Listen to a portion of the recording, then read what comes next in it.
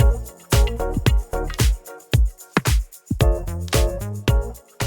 everyone. This is Terrence Cheng. I'm the Chancellor of the Connecticut State Colleges and University System and host of this podcast, Office Hours. Through candid discussions, Office Hours will explore the intersection of education, leadership, and economic growth. We will hear from state, higher education, business, and industry leaders and students and faculty who will share valuable perspectives that inspire and empower listeners on their educational and professional journeys, and we will delve into the key issues impacting higher education across Connecticut. Joining me today is Chair of the Connecticut Board of Regents for Higher Education, Marty Guay. Marty was appointed as Chair of the Board of Regents in June 2024 by Governor Ned Lamont. He currently works as Vice President of Business Development at Stanley Black & Decker in New Britain. In this capacity, Marty creates business value opportunities by working with startups, academia, venture capital, philanthropy, and global corporations. He is also working on workforce development, economic development, and advanced manufacturing, and growing the trade strategies in Connecticut and in the United States. Marty, thank you so much for joining us today. Thanks for having me today, Terrence. It's very much appreciated, and great to be at Middlesex Community College in the Center for New Media. I've been really just so thrilled and fortunate to be able to work with you as a regent and now as the chair of the Board of Regents. But, let's not forget that you have a kind of important job as the VP for Business Development at Stanley Black & Decker. So maybe you can just start by telling us a little bit about that work, right? The way we just described it in the intro, it seems very kind of multi-pronged, multi-layered, polychromatic, and super interesting. Well, thanks, Terrence. I consider it sometimes like a Rubik's Cube myself. Right. But I came out of the businesses a few years ago to come to corporate to work on some of these strategies. And after spending a lot of years running businesses in P&Ls for divisions and companies that were regional and global, I learned a lot. And right now, my remit really focuses in a few areas. The first is workforce development. Nationally, that's in the guise of growing the trades. So as the largest tool maker in the world and as a big driver, that's our DeWalt brand, we're looking to get more people into construction, plumbing, electrical, HVAC, all the trades you can think of, and we're expanding that beyond the U.S., so that takes up a lot of time, but it allows me to see what kind of strategies people have in workforce development, whether it's the IBW through their union halls or the pipe fitters or the community colleges around the country or vocational and tech schools. So work a lot in that area. I also am responsible for our global philanthropy and social impact program, which has everything from proactive strategies in communities to reactive strategies like earthquakes, floods, and tornadoes, where we help disaster recovery. And then I also sit on several of our venture investment boards with startup technologies around the world. So I get to see a lot of different things from a lot of different angles. Yeah. It's fascinating. Yeah. And it's frankly, just not to be too simplistic, it's miraculous that you have the time and the bandwidth to continue to also be on the Board of Regents and now the chair of the Board of Regents. So again, I joke with you sometimes. I know you have 4 or 5 different jobs, and this is just yet another job, but it's a remarkable amount of work and engagement that you're in. So can I ask you, because you see all of this work from such a unique vantage point, right? What is, I guess, the secret sauce to that kind of collaboration or cohesion between all these different pieces, moving pieces, different sectors, different personalities, right? And sometimes shared goals, but maybe differential goals. They're all here in the state. So how does it come together? How do you see it working? I think at its core is people. I mean, everybody has a role to play, and everyone has a strategy and a guiding principle to fulfill and a function to fulfill. And, we need to understand what other people are interested in and what they're doing. And this will allow us to help them and potentially help us. The world has become exceedingly interconnected and correlated and tangled in many ways. The implication of this moment is we need collaboration to drive solutions, solve problems, and to scale. Because if we don't scale things, they're not sustainable. So I think we have to work beyond our four walls and other stakeholders to really make impact in our society, because it's not just what we do that lands on our doorstep. It's what everyone else is doing. And we need to work with others, right? Collaboration is the model of the future. Yeah. You have been in this role for a while now. When the COVID pandemic disruption hit, I guess my simple question is, what do you think was the biggest shift or change as a result of that in this amalgam that, you're a part of and you're seeing? Did you see anything really kind of change fundamentally, or are the fundamentals still pretty much the same and we've just adapted to different, kind of... Both. Okay. Both. So I'll give an easy answer, both. I think COVID, what it taught me is that geography is meaningless. So we can work with people, talk to people, engage with people all around the world, and we don't have to be together, but we have to, in many ways, be together. Being together is not just a physical thing. It's it's kind of an alignment thing. So I think what it's taught me is that problems are common. Problems cannot be solved alone. A lot of our institutions were designed for a world in the past. The world has changed so much, and the pace of change in the world's accelerating. Yeah. So we need to find modalities that address people and institutions that are different than when we started, right? Yeah. And that's a great segue to the next question, because I think a big part of CSCU, as you and I have talked about a lot, making sure that when you, as Paul Lavoie said, right, if you learn here, you earn here. So we want you to get your education here, but we want you to work here and have a great living and so forth. But that's the workforce, that's economic development. And then obviously in manufacturing, your company and such an important industry. But I think this is where the evolution, right, is so key. So what can we do, right, higher education and CSCU specifically, to make sure that we continue to evolve and stay aligned in that way that you just described? Well, we need to make sure that our students become relevant and important in their lives and in our lives. And students come to us really looking to stay with us for a while and then leave better positioned to capitalize on their hopes, dreams, and aspirations. And I think a lot of people will tell me, well, Marty, we shouldn't focus only on workforce development. And I agree that our system should not be a training center for business. But what it should be is a place where students come in, they think critically in a better way. They find the ability and the vocabulary to communicate in a stronger way.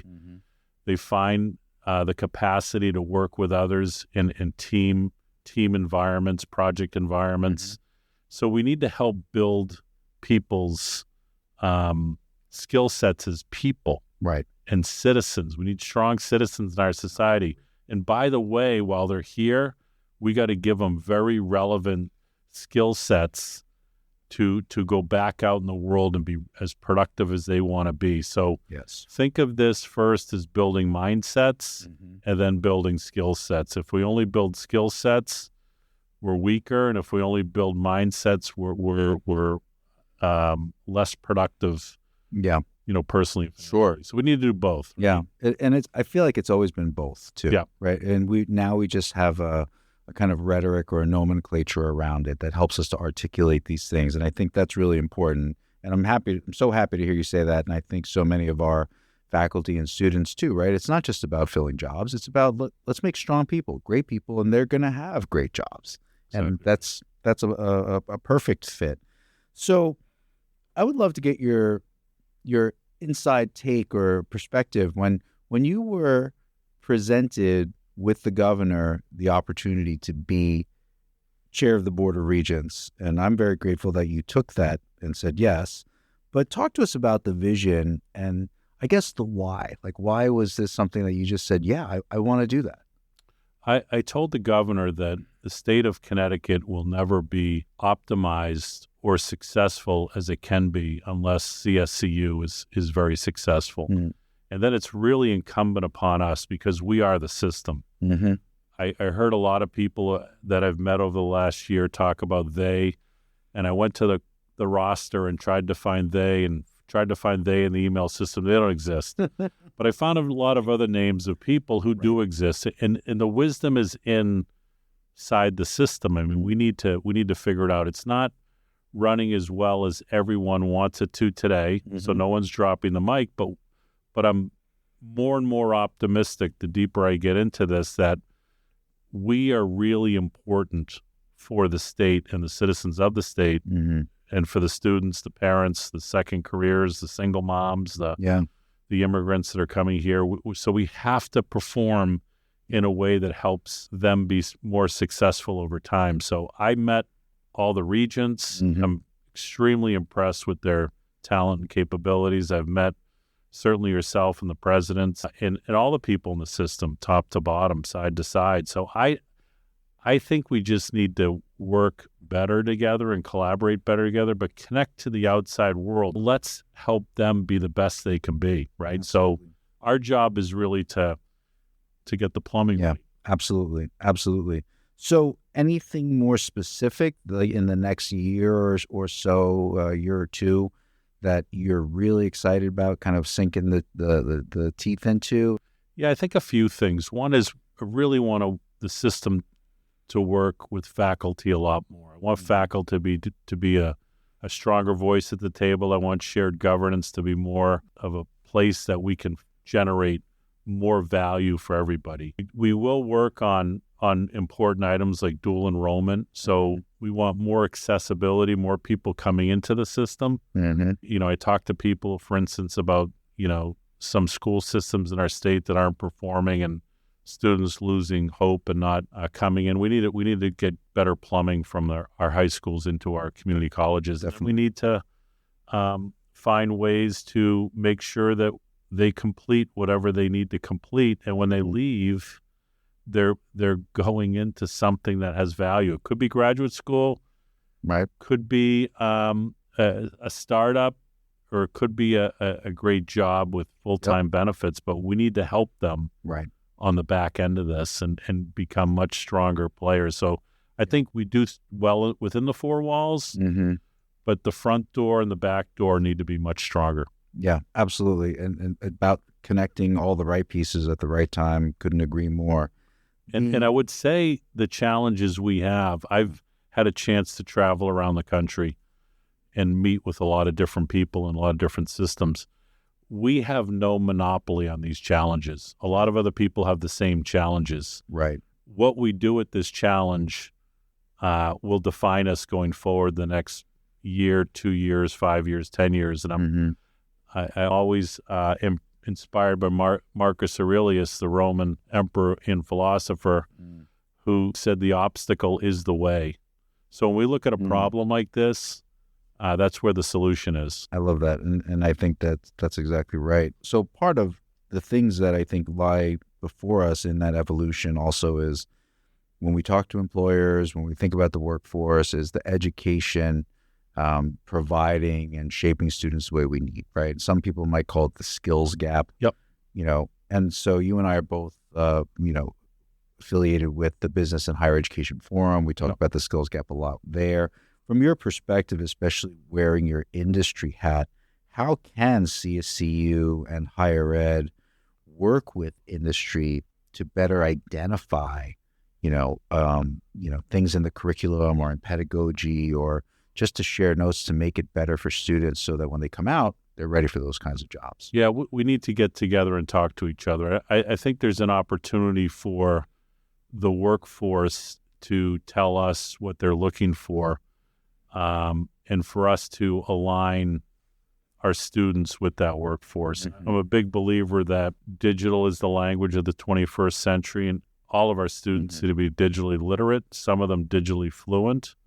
I also believe that we need to create opportunities for our students with internships while they're here and jobs when they leave. But I will tell you, we can fill jobs that need those skills. Mm-hmm. So, Mm-hmm. we look at healthcare. We're going to be able to create strong healthcare ecosystems. Right. And we're going to be able to lead in those. Advanced manufacturing, Mm-hmm. IT, Mm-hmm. and all IT-related jobs, because IT spreads across most industries, Mm-hmm. and maybe life sciences. So we have great opportunity to inflect success. Yeah. But I think our students come in with a lot of hope, Mm-hmm. and they need to leave with a lot of that hope fulfilled. Yeah. And we need to work in that moment. Absolutely. So it wouldn't be a conversation these days if we didn't talk about AI, right? Are you as scared of AI or its impact as, let's say, a lot of kind of trades and media might kind of put out there? Do you think AI is going to be? I don't know. I'm. You see what I'm saying? Yeah. What do you think is going to happen with AI in the next period of time? I'm hoping we get more I in the world, let alone AI. But I would say that AI has some great applications, and at its core is computational computing. Mm-hmm. I mean, this is mathematics on steroids, and then we get into machine learning, and we get into all these other moments. I am no expert on it. I think, like most other transformational changes in the world, we're going to evolve through it, and we're going to have a lot of upside, like in cancer screening and diagnostics, and we're going to have a lot of downside, like fake photos and videos. And I think we just have to be mature to know that once this is genie's out of the bottle, it's us, it's up to us to manage it. I remember, my father worked on the Apollo program and getting a man on the moon, and, he wasn't really impressed with us using a calculator. But, a slide rule got man to the moon. So he was like, you should be using this. And and you could go on and on with the computer and, the spell check. And the spell check became quite a controversial thing. And but I think we just have to learn how to manage these moments. So I don't think it's good or bad. I think if we're irresponsible, it will be. So I think we all got to be mature around this moment. That's an excellent point. So a couple final questions before we get into a rapid fire, more fun portion. I mean, what's the big vision? What's the future look like to you for CSCU? And, ultimately, what are kind of like the big three things you would love to see the system evolve? How would you like to see it evolve in your time as chair of the Board of Regents and beyond?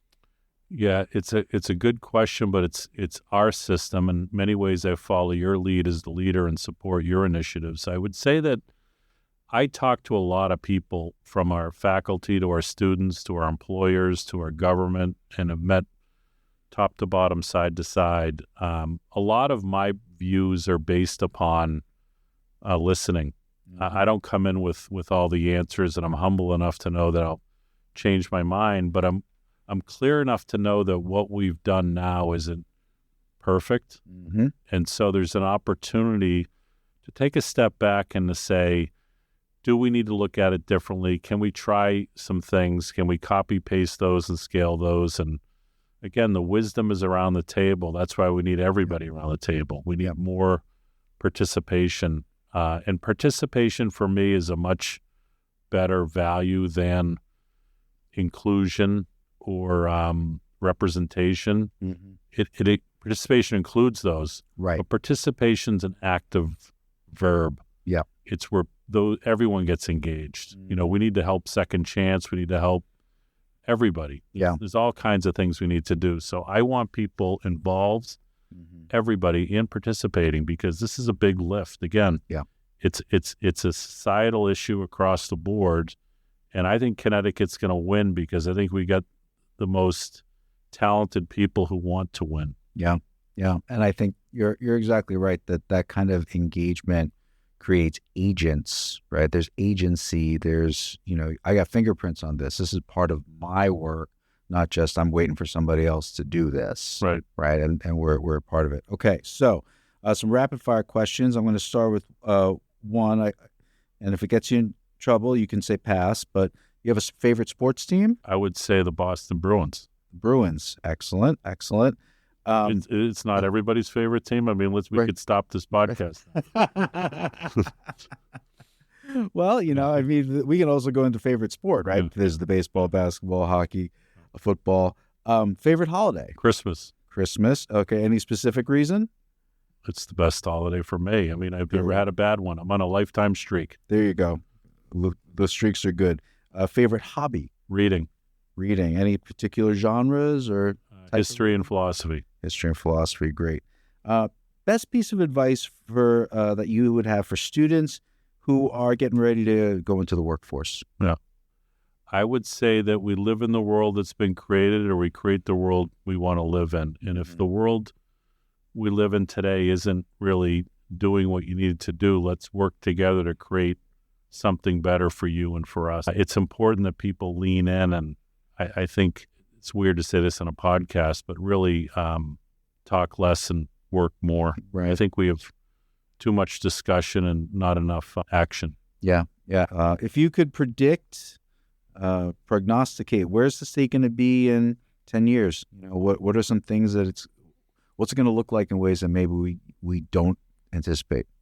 I think Connecticut, because of its high cost and because it's a very desirable location and its assets, needs to compete with what people with their skill sets, right? Right. So we have the highest paid manufacturing sector in the country. Connecticut manufacturers get paid the highest. We have some of the best universities in the world, some of the best companies in the world. So we need to compete at the top of the pyramid. So for us, it's going to be important that we remain competitive.